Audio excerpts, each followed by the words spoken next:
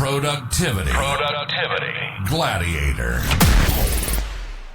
I'm Brian Nelson Palmer, and on this show, I talk about life balance and personal, practical productivity skills. And in this episode, I have been so excited to talk about this topic because it's about productivity and well-being can't coexist. Or can they? That's the debate, and it happens all the time. And with me on the show today is Jeanette Bronee. She's a culture strategist, author, and speaker on this topic. Jeanette, thanks so much for joining me today. Thank you for having this conversation. I'm curious to see where we go. Oh, me too. It's going to be an adventure. I love it. And we're talking about productivity and well-being and whether they can coexist. What's your background? How does your background relate to that for you who's listening? Yeah. Well, I learned the hard way after 2 burnouts that I needed to put well-being at the core of how I work.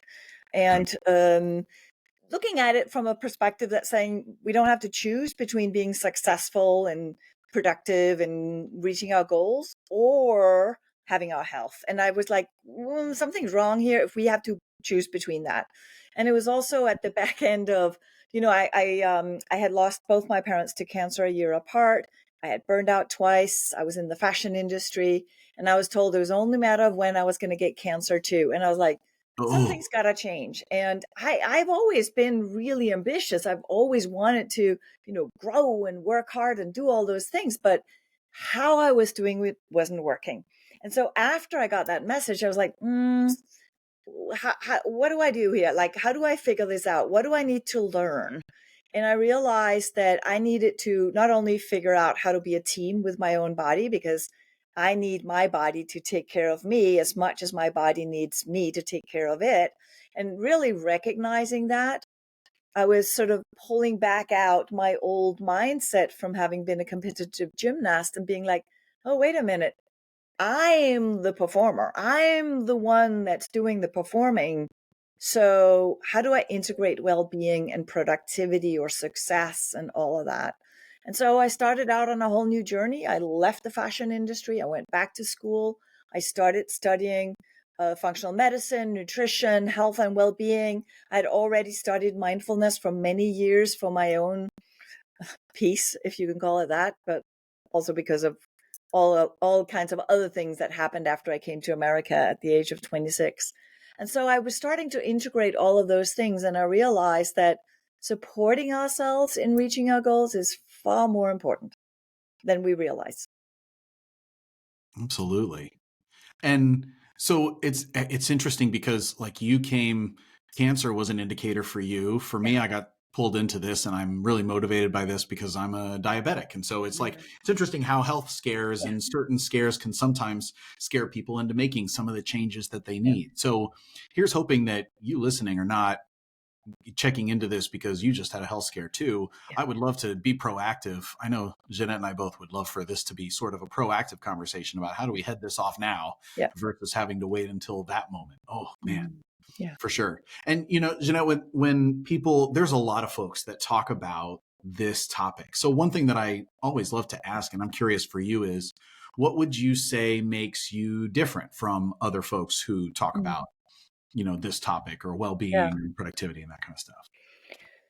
I think one of the things that's important is that we don't think of well-being as a destination. It's not a goal that we reach. We tend to do that. We tend to look at it from the outside in. We tend to look at it as I need to lose a certain amount of weight. I need to, all of these goals that we have as if well-being and health is a checklist of like, okay, that means I'm okay. And then instead realizing that it's a lot more about how we feel every single day, and we're not going to feel optimally every single day. And so really allowing well-being to be part of our lives in a way that feels a little bit more, I don't know, like a normal relationship, not one where we're like beating ourselves up because we're not doing enough, we're not at the gym enough. And I think it's a lot this, like, I think the industry of self-care and health and well-being has done a disservice in a way to the humans that are the ones who need it, by making it really not only something we do after work, and for many people, self-care has become, especially lately, the thing we do to recover after work, right? And I think since the pandemic, we started shifting that relationship with self-care a little bit. But we're not there yet. We're still thinking of it as almost like a treat and something that people who have money and time will do. Hence why we think that it won't fit in with productivity, right? It's very often like, Um, well, you have to be in a gym, you have to do like, it's so, it feels like we just need to demystify self-care and bring it down to a very human relationship level. I don't know. Did I answer your question? I think I carried on here, but I mean, I feel like you dove right into the topic. I'm excited to get into it as well. I was just kind of curious on what makes you different. It sounds like you were oh, saying, that what makes me different? Yes. What makes me different is that I think the fact that I have been a competitive gymnast since I was 6 years old, and I grew up learning to have a relationship with my body in a way that I took it for granted, right? I took my body for granted because it was doing what it needed to do. It was performing and so on and so forth. And I was training and I was doing all these things. And yet at the same time too, I also knew that I was using my body to achieve the results that I was trying to get. And I was on this competitive team from 6 years old till about 18 or something. So there was a big part of my upbringing. So I think that I'm very sort of aware that between that and then burnout and seeing my parents from cancer, that it's not just about knowing what to do. And, at first, when I went back to school to study, it was like, I just need to find out what I need to tell people to do, and they'll do it. It's like, yeah, that's not how it works. it's not, no, not even a little bit. If it was, if they could take a pill, everybody would be on that pill. It'd be Right? fine. That's just not how it works, right? It really isn't. And even though people come and say, I'm so confused, I don't know what to do. Tell me what to do and I'll do it. I was like, okay, I'll tell you what to do. And then when you come back next time, we'll talk about why you didn't do it. But then we'll take it one step at a time, right? And like I always knew that was. I feel like this is one of those coach memes or something, which is it's like I'm imagining like a comic strip where it's like the person says, tell me what to do and I'll do it. And then the coach says, here, I'll tell you what to do. And then the next time, and every other session after that is, okay, why didn't you do it? And why didn't you do it? I mean, Right? this is well-being. This is totally why we're talking about this. Yeah, yeah, Absolutely. yeah. And what I saw consistently was that people said, I got busy at work. Yes. Oh, totally. Yep. I got busy at work. So what I realized was we need to completely rethink our relationship with self-care, with work, with others. And I was diving deeper into it, and I realized we have three core relationships. The one we have with self, the one we have with others, and the one we have with work. And they are always at play. It's not either or. Mm. And so what we often think of is that we need to do this at this time, do this at that time, do this at that time, right? We're trying to separate things out. And we saw that a lot during COVID as well, that people are like, I need separation from things, but I live at work and I work at home, And so I think rethinking and recognizing that we're really in a continuous relationship all the time with self, others, and work, and will always affect our choices. Yeah. So if we can really look at it from that different mindset, and I don't know, I'm told that most people don't think of it that way when they talk about well-being. They don't talk about it as much as I do as much more of a relationship we have, including with others. So, it sounds like we've been talking a little bit about you. Let's dive into our topic, because I think it feeds right into what you were just saying, which is, so what I want to do is I want to look at this through a lens. Well, first, I want to clarify. So when we think about, we're talking about productivity and well-being. And so we should set the stage. When I was thinking about this, I was thinking productivity as being productive at work. Yep. And I thought about well-being as what you and your body and yourself needs as a human being. Yep. That's how I was thinking it. Is that track with you too, Mm-hmm. Jeanette? Completely. Okay. Yep. So Yep. when we talk about this, then I want to talk about it first from the person who is an employee, who is a Mm-hmm. worker, Yep. and then I want to talk about it from the perspective of a supervisor who now has a team underneath them of Yep. some size. So let's start for personally.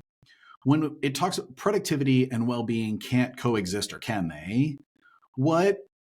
How do you say, what's your advice to that Mm-hmm. person for themselves Yep. Yep. on this? Well, first I want to say we're all different, right? We all need different things at different times. That's point one in well-being, is that there is no one formula and we just follow that and there we are. We achieve well-being. So that's the one thing that I want to make sure that it's not a one size fits all, but rather it's a relationship we have with ourselves where we learn to listen and be like, hey, how am I doing in there right now? And what do I need right now so that I can whatever it is I need to do, right? I think a lot of times I've been working with a lot of people that have been frontline workers, hospital workers, and so on and so forth, especially during the pandemic.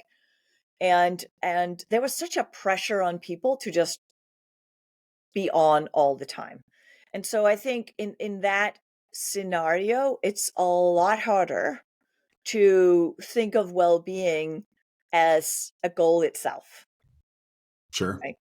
And I think we really have to look at it as part of who we are. Okay. And that there is a lower well-being, better well-being, higher well-being, but there's always well-being. Yes, it's more of a spectrum. It's not a pass fail. Totally. Right. And so we can have, oh, my well-being is pretty low today, you know, and then we're a little bit more leaning into and say, I need to take some more pauses, or I need to make sure I get my lunch break today, or I need to, like, there's some small things that we can do. There's some really small things we can do to support ourselves, because part of our well-being is our energy and focus and the ability to manage our attention, right? That's part of Yeah. what well-being is. That's kind of like that sort of mindset of mental well-being, if you can call it that, in not the category of stress and breaking down, or mental illness, or just Mhm. or stuff like that, but there's a mental health aspect that's with us or not all the time, right? Yeah. It's like it's again, it's a range. Sure. Am I foggy, or am I clear? Am I tired, or am I energized? Am I able Yeah. to focus or not? And so I think if we can start looking at it as that, we can become more granular about it. And then we have an emotional well-being that is about how we feel seen and heard, how we engage with others, right? And so Mm. that is actually, and that's what I found out when I was working with people, that actually is much more important, much more important for our well-being than anything else. It's feeling that we're not going it alone, that people listen to us, that they care about us, and that we are in a space where we matter. And so that doesn't cost time. It costs attention,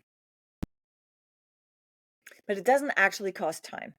So in that place, we can do something, but we need to do it together, right? So the individual can't really do that except patting themselves on the shoulder and saying, I'm okay, even if other people can't see me. So this is where the critical point of culture comes in. So, with what you've said so far, I mean, we're describing kind of the concept and how Yeah. it works. But what do people do? What should they do to make sure they're kind of following what you said and Right. addressing Right. this? So What do I you call it power pausing.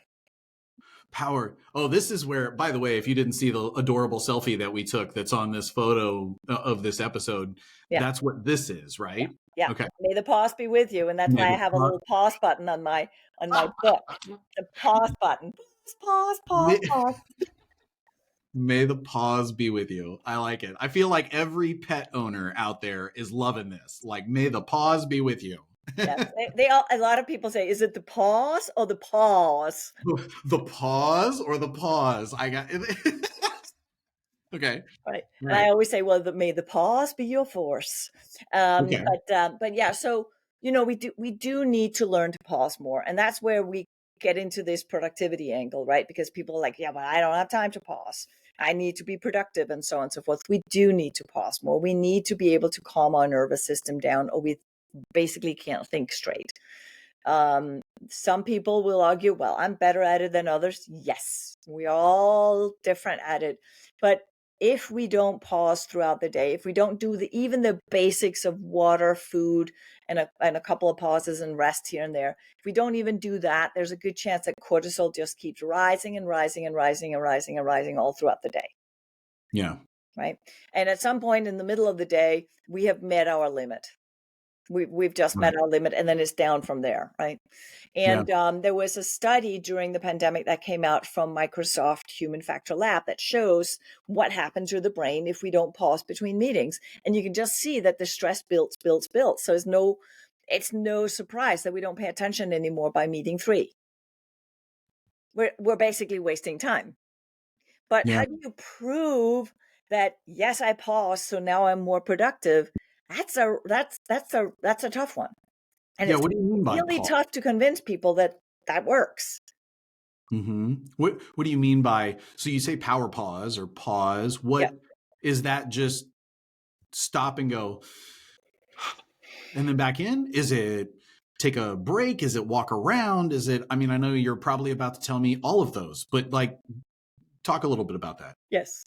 It could be any of it, right? It could be, oh my God, I just need to exhale right now and lower my nervous level because I'm just like, like my mind is running faster than I am and I'm actually not breathing. I just need to pause for 1 minute and breathe in through the nose and exhale through the mouth to allow my nervous system to calm down.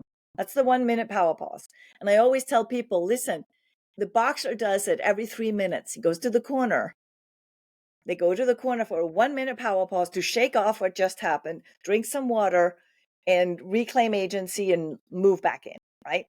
But it could also be that you need the 5 minutes of going to the restroom, getting water, getting something to eat, or you need some space and grace. And because you're upset about something and you need to go and process it, you need a 5-minute walk. Maybe you need 15 minutes because you need to have a conversation with someone. So in that power pause, it basically means we take a moment, we check in for a moment, say, hey, how am I feeling in there right now? How is my mind going? Is it spinning and just like the thoughts are on top of each other? And maybe I'm just thinking about what I call the pothole, which is all the things that are broken, all the things that are not working. Is the mind just talking about this is not working, this is not working, this isn't working, right? And so that is this moment of saying, where's my mind at right now? And the next one is, how am I feeling? Like, where's my heart at? Where's my feelings at? Where's my emotions at? Because I think we often dismiss how we feel instead of listening to it and using it as information to make better choices. Yeah. Right. And then there's the mental pause that's more like, how do we get into this constructive, collaborative growth mindset, right? And that's that, well, we might need a little bit more of a distance from something before we lean back in. So I talk about the 3 power pauses: the physical, the emotional, and the mental one. Got it. And would you say it's one of those where at a minimum, you start with a minute? Yeah. Like, I mean, 1 minute, right? If it's an hour meeting, you're probably, I mean, I have days where I am back to back to back. And I mean, I am very much a project manager and a senior project manager. And those days are brutal when they happen. And even worse when they're 30-minute back to back to back. Oh man, then it really gets crazy. But I know that I could find a minute in there to just either close my eyes or not look at the screen, and don't immediately check your phone. Don't go look at social media. Don't, just breathe. And is it like that? You start with a minute, and then if you notice that at the end of that minute, you're going back into the next meeting and you don't feel any sort of difference, then maybe you're going for a 5-minute after the end of this one, or checking on a lunch break. Like how do you talked about a 1, a 5, a 15-minute, maybe a lunch. How do you sort of determine what you need? I think that's where listening to ourselves comes in, right? Learning how to listen to ourselves. And then a lot of people will say, yes, but I don't have time. And that's where this might take a little bit of time to actually shift things a little bit.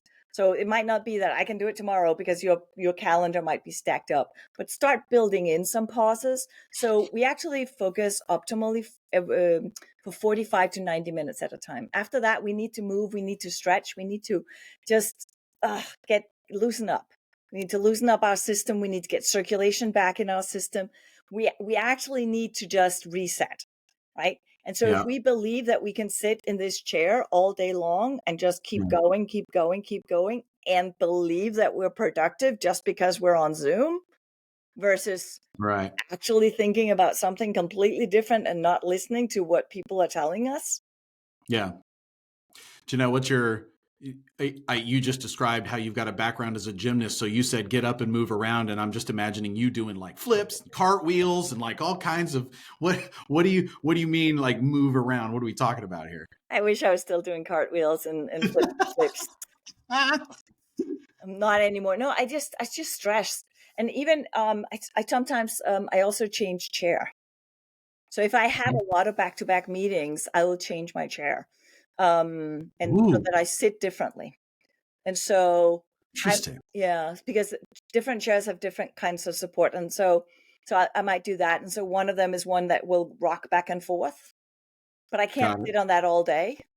Sure. Because sometimes I need one where I just lean back a little bit and relax, and the other one I'm very sort of engaged in my core, and so Yeah. that helps me move and use my body a little bit. Sometimes I just get up and stretch, like you know, you can even Yeah. do it when sitting down, or just like, Totally. just like, oh, now you Doing want to do it, doing right? the Now one you shot. want to do it. Now you want to do I it with love the me.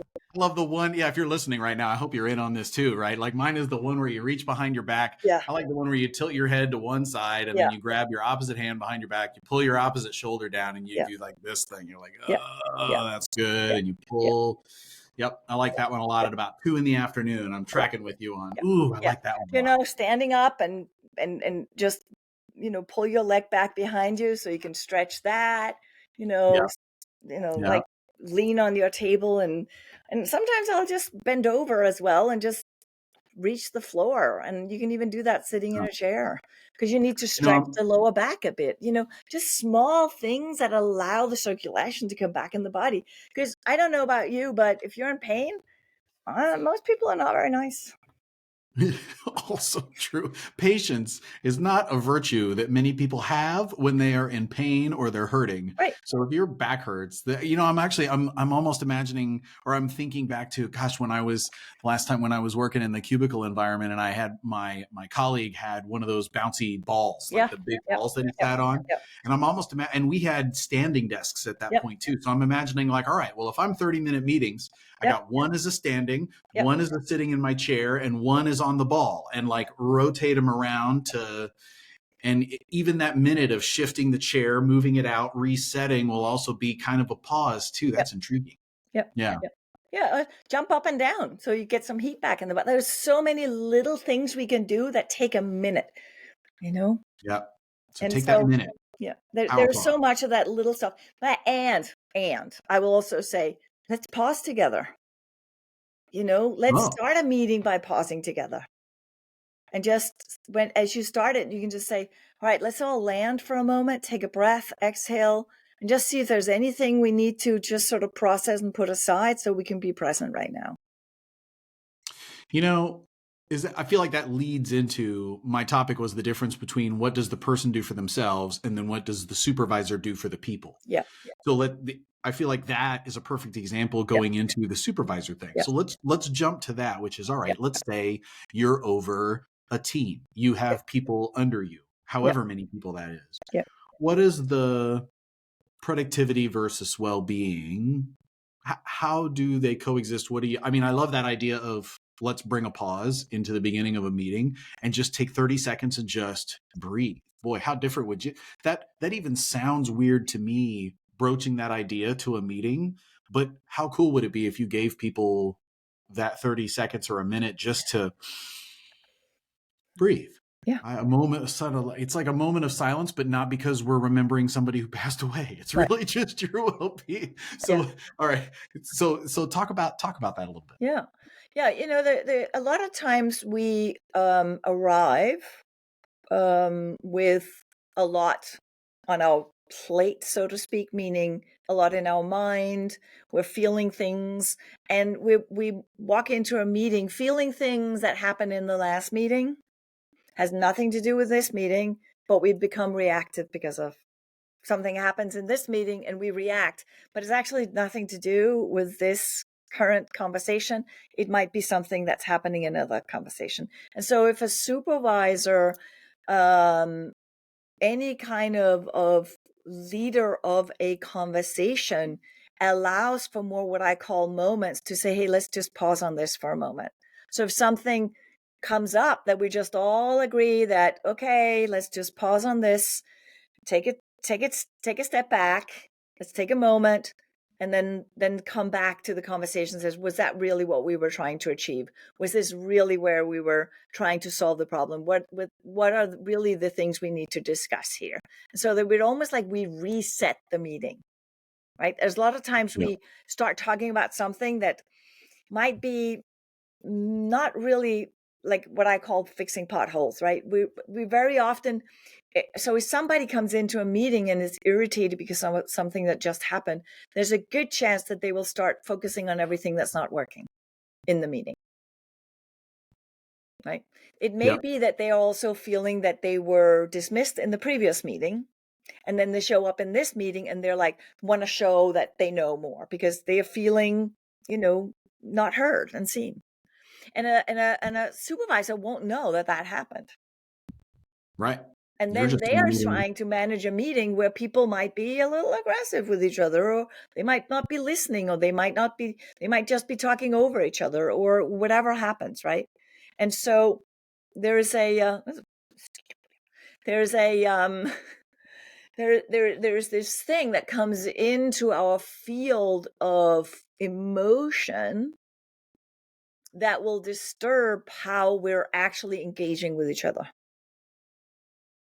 Okay. And that affects our productivity and our well-being at the same time.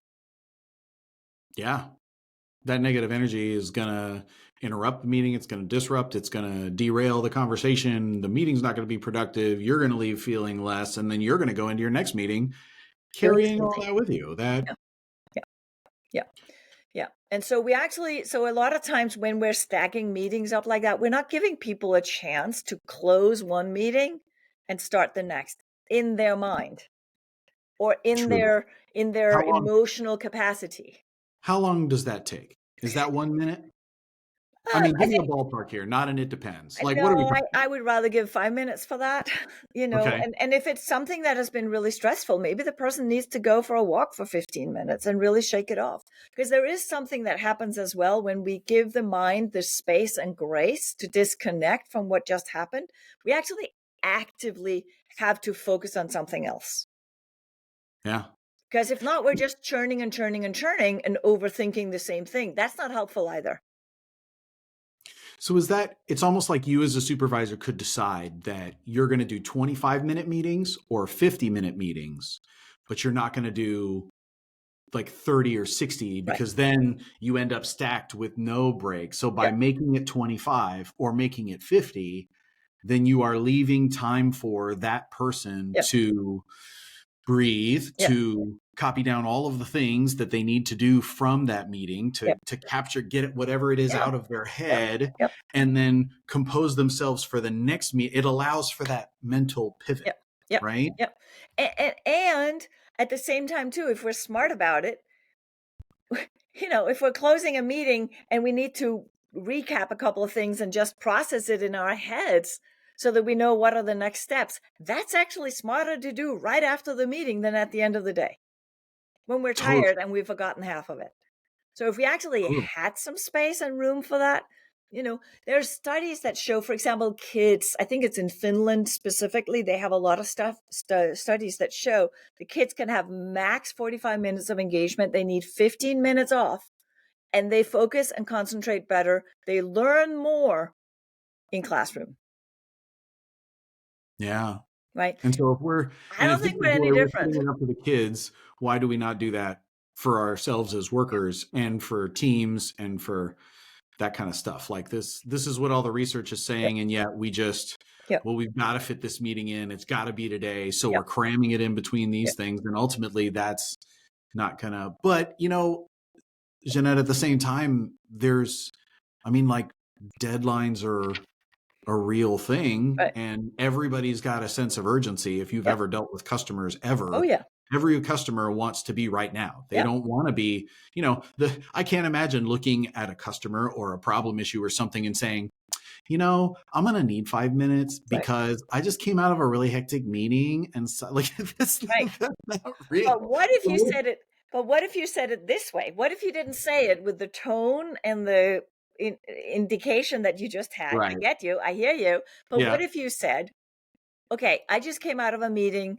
There's something I need to close and process so I can be fully present and give you my attention the way you deserve. Ooh. Do you think that person would be like, nope, I'd rather that you come right now.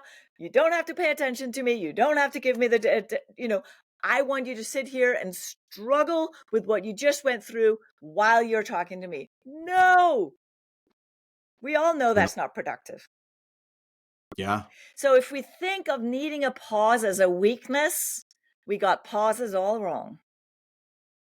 So, I'm almost imagining as a supervisor, you could even feed that into the beginning of your meeting, which is, Exactly. okay, the meeting starts at whatever time and on the hour, like let's say, and where you can just simply put a little share your screen and put a sign up that says, I need you fully present. We are going to begin at 3 minutes after. There's Yep. no need for small talk right now. Close everything else out that let yourself process, close out what you need Yep. so we can begin the meeting at 3 minutes after Yep. or something like Or that. you can start closing meetings a little earlier. Well, But true. there's a lot of ways that scheduling can be changed just slightly, right? We can have a 35-minute meeting and give people 10 minutes to close the last meeting and prepare for the next meeting. Yep. Because how often are people not arriving, not actually, they're scrambling still when they're entering the meeting? Like we waste Yeah. so much time not being prepared, Right. Big time. but we're not giving Absolutely. people time to prepare, especially not emotionally and mentally. Yeah.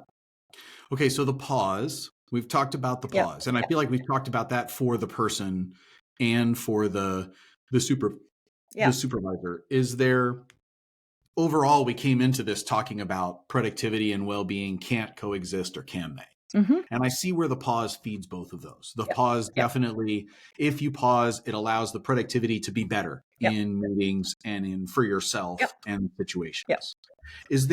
Are there other angles or other thoughts you have sort of in this Mhm. same vein? What Yes. other, Yes. say more? Because as I also mentioned before, well-being has a lot to do with feeling that we contribute and that we matter, right? And Okay. so if a leader or supervisor doesn't give pause to make sure everybody's included, Oh, man, can we also honor right now for all the introverts out there? Can we yes. just say the power of the pause? Because here's an interesting fact for you that I don't know if listening, and Jeanette, I don't know if this is for you, but one of the most fascinating things, and I learned this, ironically enough, you can laugh at me for this. I learned this from dating. But if you go on a date with an introvert, Yeah.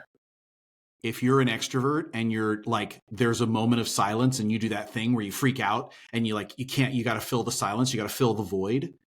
Here's an interesting fact. Every introvert actually has a lot to say Yes. if you pause and let them contemplate it for a second. And say, some of the funniest people I know are introverts, but you have to stop talking. You have to shut up and listen for them to say the hilarious stuff that they want to say. So I'm sorry, I'm totally laughing and like totally sidetracked here because I'm thinking about, man, the pause for all the Yeah. introverts out there and all your staff and all your people that you work with that they aren't right on it. Me talk, me talk, me talk, me talk, Right. but they totally will talk if you ask them and pause Yeah. long enough for them to participate. Yeah.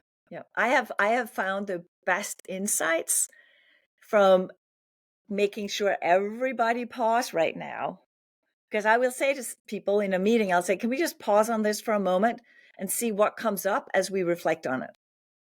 Ooh, that's a good quote.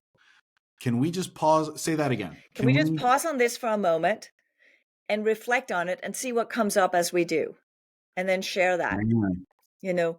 or is there something more that we need to ask? Is there something we haven't looked at? I almost want to, I want you to write this one down if you're listening almost, and try this instead of, at the end of every meeting, you ask, is there anything else? Right. What if instead of the phrase, is there anything else? What if you say instead that magical quote?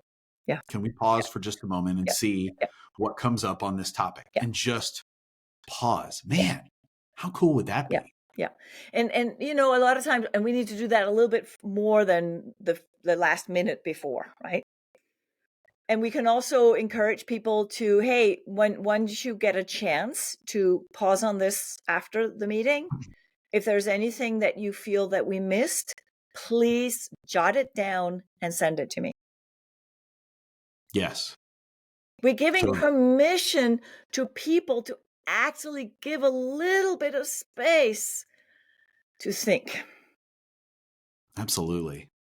And, anybody who's been through public speaking training, like Jeanette and I both do a lot of this. And one of the best tips is you do not end with, are there any questions? Right. It's like the biggest no-no. So Yeah. you as a manager, you as a leader, you as a project manager, if you're leading a meeting, do not end with, are there any questions? Right. What you do is you say, now is a good point for discussion, Yeah. but I have a couple of things to wrap up before we conclude. Yeah. And that way you get all your Q&A and Yeah. then you take it back and you say, all right, my takeaways from this Yeah. are this. Yeah. If there's anything, follow up with me after, but not ending with the Q&A. Yeah.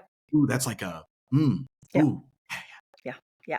And that's a lot of times when somebody has given you an answer to something, instead of then jumping in and starting to discuss that answer, you can pause a little bit as you're digesting their answer as a leader too, so that they actually see that you're thinking about what they're just saying. Mm-hmm. And then you can say, that's interesting. Is there more to that you want to, is there more to that? And then that's my favorite. Oh my God, Jeanette, I'm laughing because my favorite phrase is, say more on that. Yeah. Yeah. Something comes up, say more on that. Yeah. And I'm processing and I don't know what to say yet. So I'm telling them to talk some more. Right. You could do that too. Yeah. But, because I think that's the one thing, right? Is our well-being is very connected with reclaiming curiosity.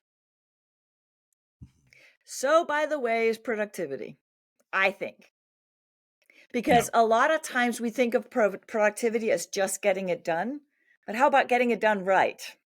Or how about getting it done in a way that's more effective? If we don't pause and ask, what is this for? What are we trying to achieve? And what's the best way to do that? We might just do what we've always done, even if it's not really working well. Right.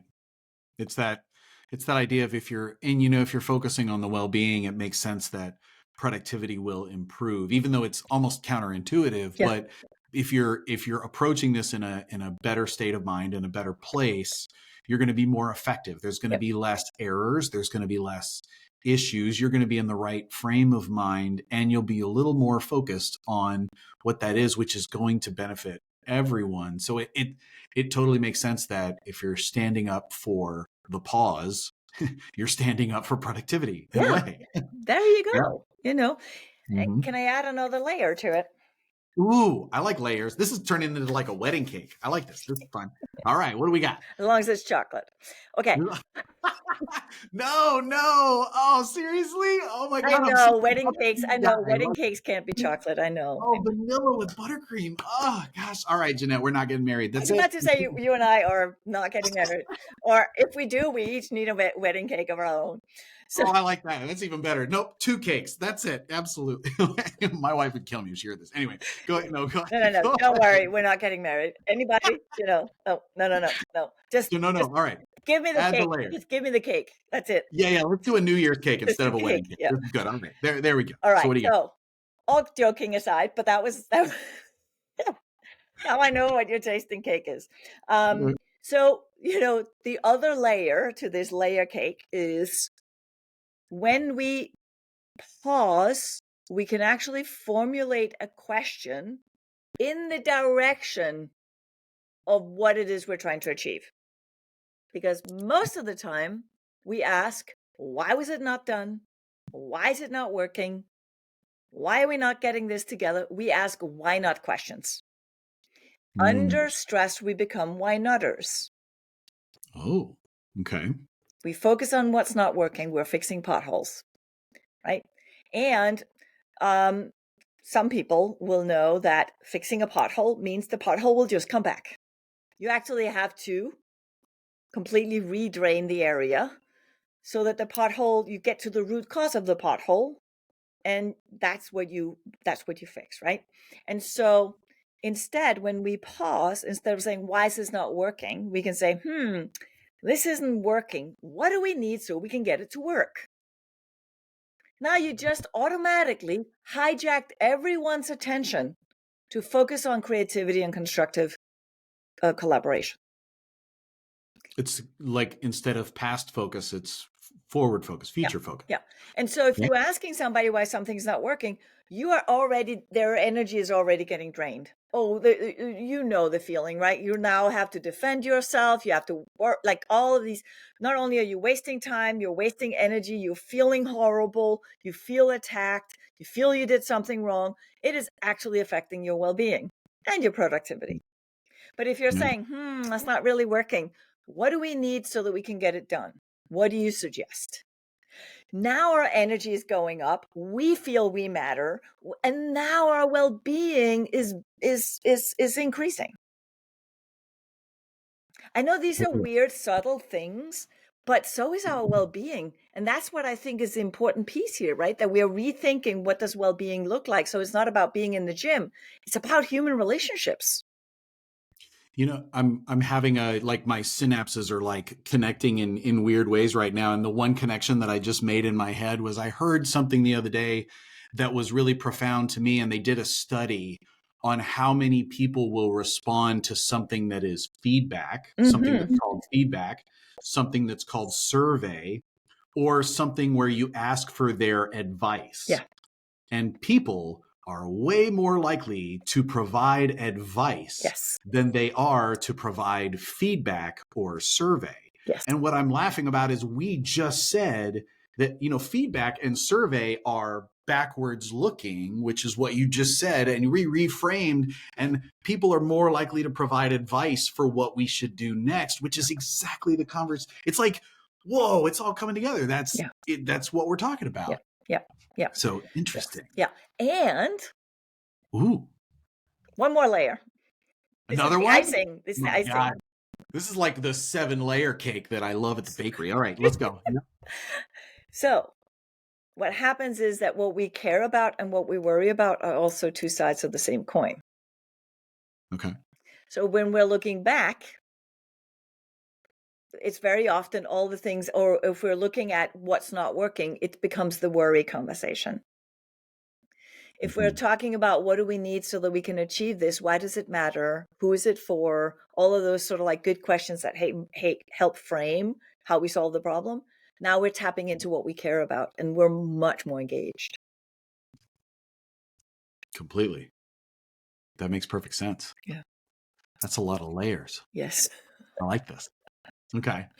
So Okay. essentially it essentially comes down to understanding not only how the mind works, but how our nervous system and how our mind-heart connection sort of works together. And thinking that we're not bringing our emotions with us to work is wrong. We need to do that because that is where we make wise decisions. It's also how we engage with other people, and it's how we tap into what we care about. So can you share, so we just added a couple of layers, and I feel like there's a lot of things floating around out there. Do you have like a story or a kind of an example of sort of a before and after situation? I know I'm putting you on the spot here. Do you have something like that for? There's a lot of them. Well, the one about worry and care, the one I can share with that really had me stop in my tracks was when I was taking care of my dad while he was dying of cancer, and I was the caregiver. Mm-hmm. And of course, I worried because we didn't know when he was going to die. They'd given us 6 weeks, and we were already pushing past 6 weeks. So I was like, today, not today. Like we didn't know Oh, what we were up against, right? And I was sort of running around, you know, taking care of him. yeah. And he said two things that had me stop in my tracks. The first one he said was, "Why are you so angry at me?" And I said, "I'm not Mhm. angry at you." I was like, "I'm not angry at you," right? It's like the best words in German. "I'm not angry at you," right? That's the best way to answer, right? Yeah. But then I stopped and I was like, "Oh my God, I'm not angry at you. I'm angry at the situation. I think it's Mm. unfair that you're dying. I think it's unfair that, and all of these things that happen, right?" And my mother had just died the year before. And so that was a real recognition that we react emotionally if we do not integrate our emotions. And then he said, "Instead of running around taking care of me, could you come over here and sit down and just talk to me? I want to know that you care about me. I don't need you to care for me." Mm. And that was Oh my also a gosh. really big shift in how I see the world, because I realized people don't need us to care for them. Actually, quite the opposite. We take over, and we sort of like assume we know what they want or need, and we take care of them. That's kind of like taking their agency away. Mm-hmm. But when we care about them, we have a conversation. That's so man, that was such a good moment where you said, he said, come and talk to me. Say that again. So that He said, "Can you come here and sit down and talk to me? I don't need you to Mhm. care for me. I need to know that you care about me." About me. Don't care for me, care about me. And I'm just connecting with, if you've never seen the nail in the forehead video that went viral on YouTube, where it's the girl that's got a nail in her forehead and the guy's like, I can fix that. And she's like, I don't need you to fix it. I just need you. And I'm imagining like that's with family, Yeah. that's with employees, Yep. that's with coworkers, Yep. that's with, it's interesting that I feel like in work, a lot of times you're tasked with fixing the problem, and it's almost like taking your power pause and thinking, okay, do I need to do this, or do I need to just be there for the person so that they know that I care about them? That would be a huge well-being Yeah. thing. And Ooh. supporting them and saying, "Hey, what do you need so you can get this done?" So for example, right, um there was a person who always came to work late, right? It was in my old life of in retail. She was always coming to work late. And instead of telling her, "You're always coming to work late, this is not okay, next time you're fired," like I didn't do that. I Mm-hmm. said instead, I was a very young manager, but my dad had taught me well. And I said, "So it's a problem that you're always coming late, partly because you need to be here on time, but you already know that. You don't need me to tell you that, but also because of how it impacts everyone else around you. So what do you need so you can get here on time?" That had a whole different conversation, right? Yeah. Because now she was telling me about her challenges to not only get out of the house, but also get transportation to get to work. And And so now what I if could help her solve the problem instead. well, I was going to say, but how, you can't always help them solve the problem. Maybe not, but at least I could, number one, I could have some empathy and compassion so that she didn't feel that she was a bad person for coming late. But we could actually talk about it because now I could help her figure out. So part of that problem was that the person that was coming to pick up her child for daycare wasn't always consistent, right? And Okay. so she was then delayed, and then everything was like there was all these like cause and Domino. effect, right? Yeah. Mm-hmm. And so instead of her now feeling so stressed about Mm-hmm. being late, she could focus instead on solving that problem, which was, I need you to be here and show up consistently. And then she could do the same with that person. Yeah. And then she could instead figure out, well, maybe it's better that I drop off my kid. Now I'm in charge. Like there's many different ways we now can help somebody solve the problem. Because just telling them you can't be late anymore, you get fired, isn't solving the problem. We're solving the wrong problem, at least. We're solving the problem as somebody's late. The problem we really need to solve is getting there on time. Sure. And that's, yeah. And it's also, it almost feeds back to that same, we were just talking about history focused versus forward focused, right? History focused would be, you've been late 5 times. Yeah. What's the problem? Why, what was it? We were just saying, why not? Or why is that a problem? Why can't you get here on time? Yeah. Or basically versus, just saying to somebody, you're fired if you're not here on time next time, but we're not actually helping the person get there on time. Yeah. Versus the forward looking of what do you need to get here on time? Yeah. Or what would that look like? Or thinking about the future as opposed to the past. Interesting. Yeah. I had a conversation with a CEO who wanted his people to come back into the workplace after COVID, right? And he said, we're having such problems with people coming in. They don't want to come in, da, da, da, da, da. And this person had brought their child with them to work. And the CFO, his CFO, had gotten really upset. And he was going to send out a letter saying, you can't come to work with your kids. And I said, okay. And he said, what should I do?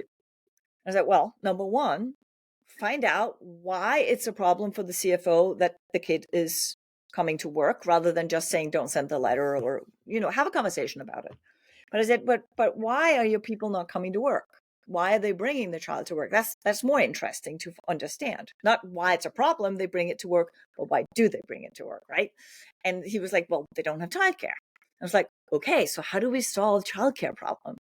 And by the end of the conversation, he realized he had a completely empty floor at his factory, and he could hire, he could create a childcare there for all his employees. He solved the problem. And then people would actually have their kids in the playroom or kindergarten or whatever that looks like, right? I know there's a whole thing there with needing, certified people and so on and so forth, but that's a problem we can solve. If you're a company that wants your people to come back to work, and that is important for productivity, then solve the problem why they're not able to come back to work, rather than just telling them you got to show up. Yeah. Man, that's big. Yeah. Or if it's there was a company that they moved the business, and people were like, the commute was too long. Well, they got a bus, a little mini pickup, and they would pick up people where they used to go to work and bring them there. So now they didn't have to commute in the same way, like their commute was taken care of. Right. And so if we can engage with people and ask them more questions, not only are we supporting their well-being, we're also supporting productivity, I believe. Yeah. Man, and that's a whole wormhole that we'll save that one for another episode, Jeanette, on the whole coming back to work thing and that. But the point is really good, which is ask the question from a forward-looking perspective. And I love that thought. That's a really wonderful thought. Yeah. So, this has been wonderful, and I feel like we're sort of approaching. We've certainly gone on. We've captured a lot of really good ideas here. So, Jeanette, thanks for joining me today. I love to ask: are there any resources that you recommend on this topic? And by the way, if you're not watching the video and you're listening to us, she's got this beautiful book that's behind her. So, talk about your book, but then also talk about other resources on this area that you recommend or that you've enjoyed over the years. Yeah, I do write a blog every week, or a newsletter every week that you can sign up for on my website, JeanetteBronee.com. And, all of that, I'm just sharing whatever comes to mind that I feel is something that might be a challenge, and sharing tools for how to do that. I don't sell anything really on my website or my newsletter, other than, hey, buy my book. There's a lot of tools. I think of the book as a book of tools. And it's based on tools that I've learned through the years of coaching people. It's tools that I've learned myself through growing up with a dad who was always very proactive. He would always ask me questions, and he would show me that growing me was to ask questions and helping me find my answers myself. And so that's a really good resource that I can highly recommend, right? I recommend my book. I will drop all of these. Will be links in the episode notes too. So and you know what? I think also mindfulness has been a really good teacher for me, in the sense of the power pause. So basically learning to meditate, even if it's for 5 minutes, because really what you're doing is you're training your mind. You're learning how to listen to your thoughts. And a lot of people get it all wrong. They think that they have to like not think. That's not how it works. But you can direct where your thoughts or where your attention is at. And you do that by telling your mind what to focus on. And so actually a very simple mindfulness practice could be a really good tool, even if it's just 5 minutes every day, to learn how to train your mind to pay attention to what you want it to pay attention to. Yep. And that's a super skill, because just like we were talking about earlier, with if you're coming out of that meeting or you're really flustered or you're angry or you're upset or you got shut out or whatever it was, to be able to breathe and then pause and then think about, okay, that was the past and this next meeting is not that. Right. So figuring out how to redirect, half of that is that's partly meditation right there. That's a superpower. Yeah. And the meditative practice of just following the breath in and out, you can't think about two things at the same time. Oh, try me. So if you just well, I like, no, wait a minute. my reaction to that, you can't think about two things at the same time. And my thought was, oh, hold my beer. I got that. Right. But yes. But you can think about two things right after each other. This is true. You can't focus on at the very same time. So if you're saying to yourself, I'm breathing in, I'm breathing out. I'm breathing in, I'm breathing out. There might be a little notice over here that's trying to get your attention. Mm-hmm. But that's the training of the mind, right? To just follow. And that can give you enough space and grace to be ready for what's next. That is awesome. Well, Jeanette, I'll certainly include all those links and those resources that you listed there. And we talked about your book, so that link will be in there as well.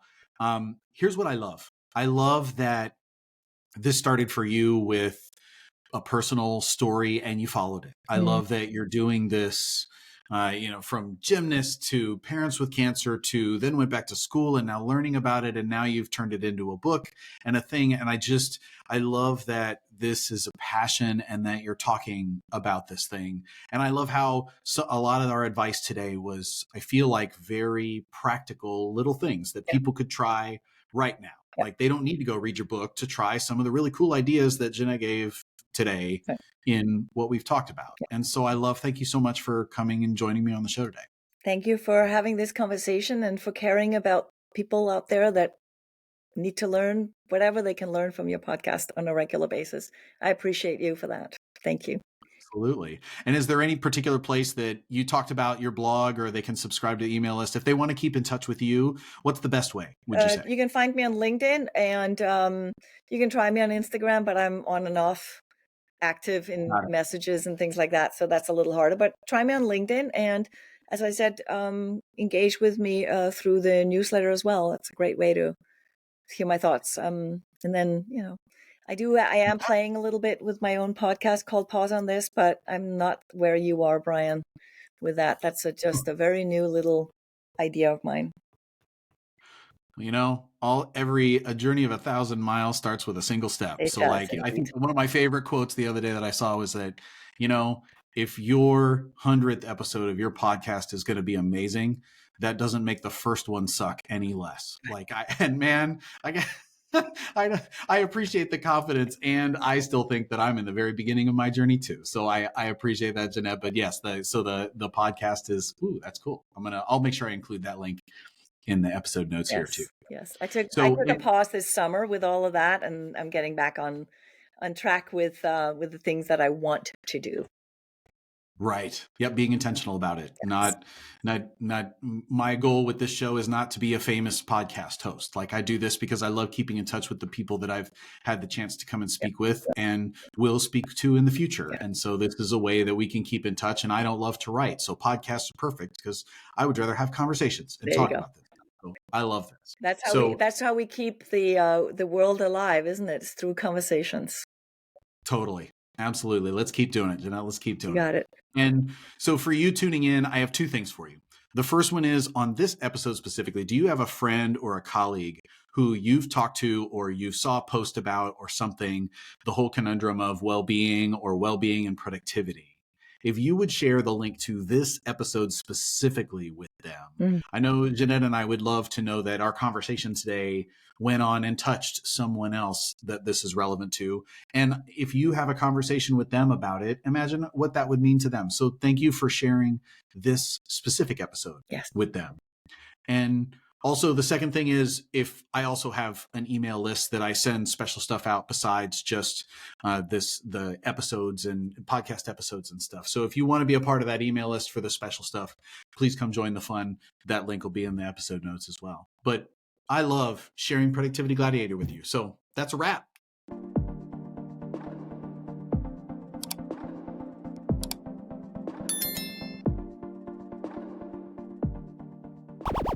Productivity Gladiator.